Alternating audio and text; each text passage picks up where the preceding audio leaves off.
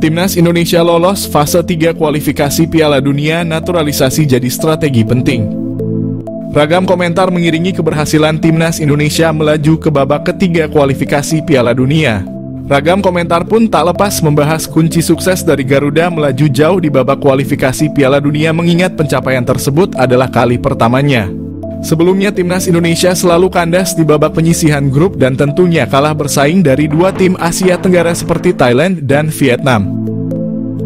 Namun itu dulu, kini Indonesia menjadi kekuatan baru sepak bola Asia Tenggara. Selain permainan ciamik dan pantang menyerang, Timnas Indonesia adalah strategi naturalisasi pemain diaspora untuk memperkuat Timnas Indonesia jadi strategi penting dalam pencapaian sejarah sepak bola Indonesia. Para pemain berdarah Indonesia sukses menjawab kepercayaan masyarakat Indonesia dengan kerja keras sepanjang pertandingan. Mereka pun kini menjadi bagian sejarah sepak bola Indonesia. Karena selain lolos fase 3 kualifikasi Piala Dunia zona Asia, Timnas Indonesia pun dipastikan lolos Piala Asia yang akan dilaksanakan di Arab Saudi pada Januari 2027 mendatang. Kejutan Timnas Indonesia diperkuat pemain baru di putaran ketiga kualifikasi Piala Dunia. Sydney Van Hooijdonk, pemain keturunan Indonesia yang dikabarkan ingin membela Timnas Indonesia, membuktikan kualitasnya sebagai pesepak bola. Pada usia yang masih muda, Sydney Van Hooijdonk telah membuktikan kualitasnya sebagai pesepak bola. Ia telah tampil sebanyak 58 kali di kasta tertinggi Liga Belanda, Eredivisie, dengan mencetak 22 gol. Semua gol tersebut dicetak Sydney Van Hooijdonk saat bermain untuk SC Heerenveen. Musim terbaiknya adalah pada musim 2022 di mana ia berhasil mencetak 16 gol dari 33 penampilan bersama SC Heerenveen di Liga Belanda. Dan karena performa apik Sydney Van Hooijdonk tersebut, ia segera dipanggil kembali oleh klub asalnya, Bologna. Pada musim ini, Sydney Van Hooijdonk telah mencatat 8 penampilan di berbagai kompetisi bersama Bologna dengan 1 gol di koleksinya. Selain itu, Sydney Van Hooijdonk juga memiliki 2 caps bersama Timnas Belanda U21, menunjukkan bahwa ia bukanlah pesepak bola sembarangan. Namun dari mana asal isu bahwa Sydney Van Hooijdonk akan dinaturalisasi menjadi warga negara Indonesia? Kabar tersebut mulai beredar setelah staf ahli Kemenpora RI Hamdan Hamadan mengungkapkan bahwa ada seorang pemain kelas A yang berkeinginan membela Timnas Indonesia. Hamdan menyatakan bahwa pemain tersebut bermain untuk salah satu klub terbaik di dunia. Hamdan Hamadan mengatakan ada seorang pemain kelas A yang bermain di salah satu klub terbaik dunia yang ingin dinaturalisasi Timnas Indonesia.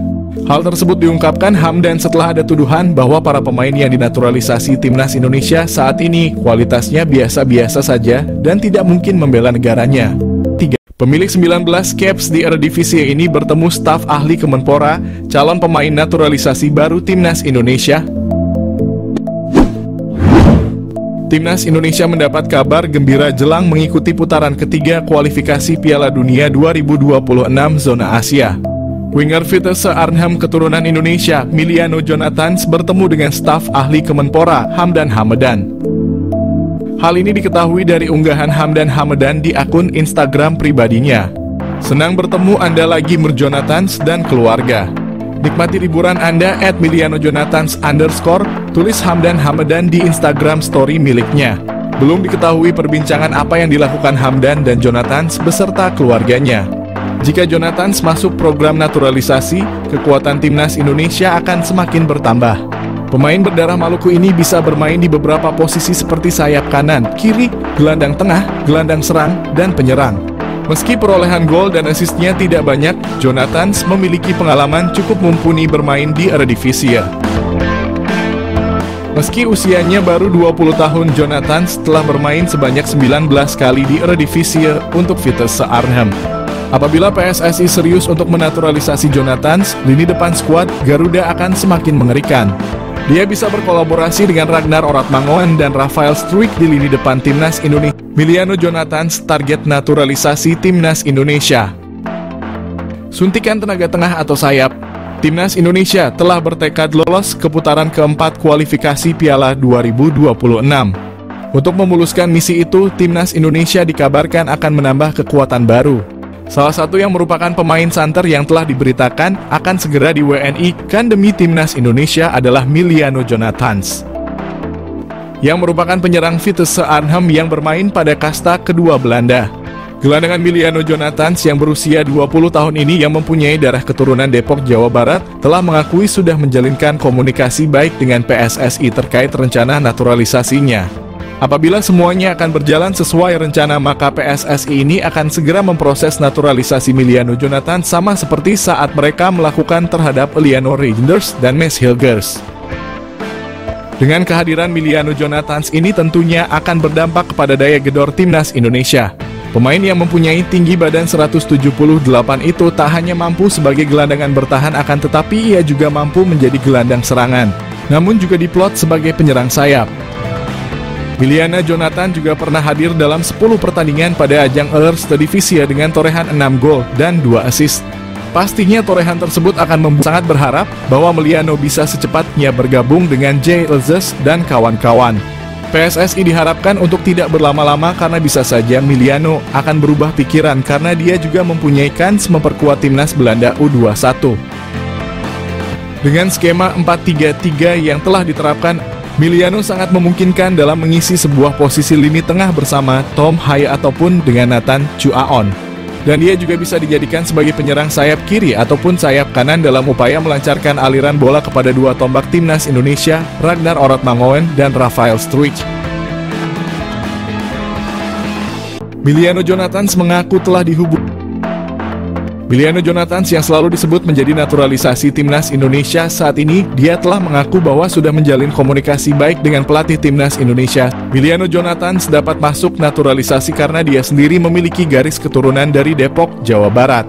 Miliano Jonathans sendiri tengah bertanding bersama Vitesse Arnhem di Eredivisie atau kasta kedua Liga Belanda.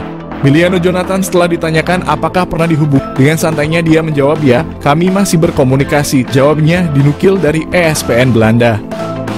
Miliano Jonathans sendiri mengaku masih membuka peluang untuk membela timnas Indonesia. Diketahui Miliano juga pernah dipromosikan ke tim utama sejak tahun 2022, akan tetapi karena usianya yang masih muda dia lebih turun di Liga Belanda U21. Melihat perkembangan sepak bola timnas Indonesia yang menarik perhatian mata dunia.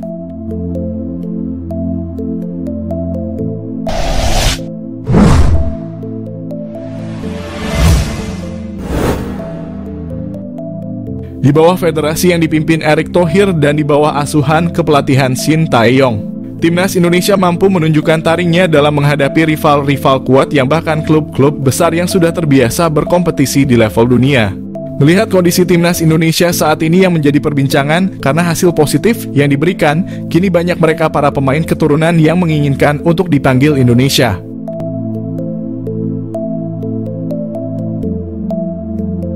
Namun hal itu tidak mudah. Sebelum bergabung timnas Indonesia mereka, para pemain keturunan harus melewati beberapa proses dengan persyaratan yang harus terpenuhi. Salah satunya menempuh proses naturalisasi. Sementara itu FIFA hanya memperbolehkan suatu federasi menaturalisasi pemain jika memiliki darah keturunan maksimal dari kakek atau nenek, bukan buyut. Menariknya, hal seperti ini juga terjadi di Indonesia. Banyak pemain yang katanya punya darah keturunan, tapi tak mendapat restu dari FIFA untuk membela Indonesia.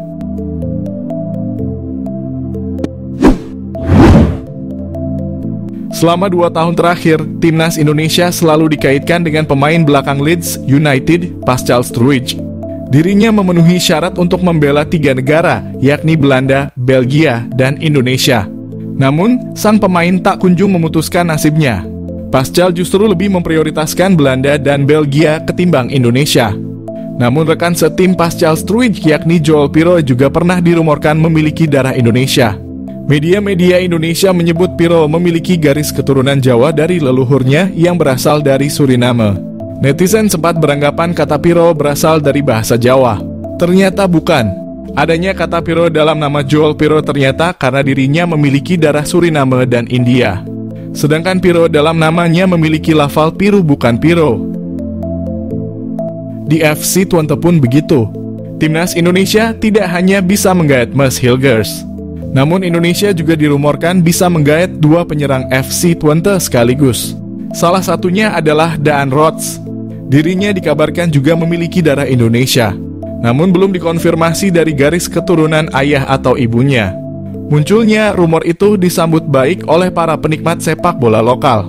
Mereka paham bahwa Rodgers memiliki kualitas yang bukan kaleng-kaleng. Pemain yang berposisi sebagai sayap ini dikenal sebagai pemain cepat, lincah, dan tajam. Sayangnya proses naturalisasi Daan Rodgers batal dilanjutkan karena FIFA meragukan garis keturunan sang pemain. Baik PSSI maupun sang pemain memang kesulitan untuk membuktikan garis keturunan Indonesianya. Lalu pada bulan Agustus 2024 Rodgers pun muncul di podcast Yusa Nugraha. Dalam sesi wawancara itu, ia mengkonfirmasi hal tersebut. Rodgers cukup kecewa karena ternyata tidak bisa membela Indonesia. Selain Daan Rodgers, masih ada satu nama lagi dari lini depan FC Twente. Dia adalah Sam Stegen. Pemain yang berposisi sebagai gelandang serang itu juga menarik perhatian fans tim nasional Indonesia. Bagaimana tidak?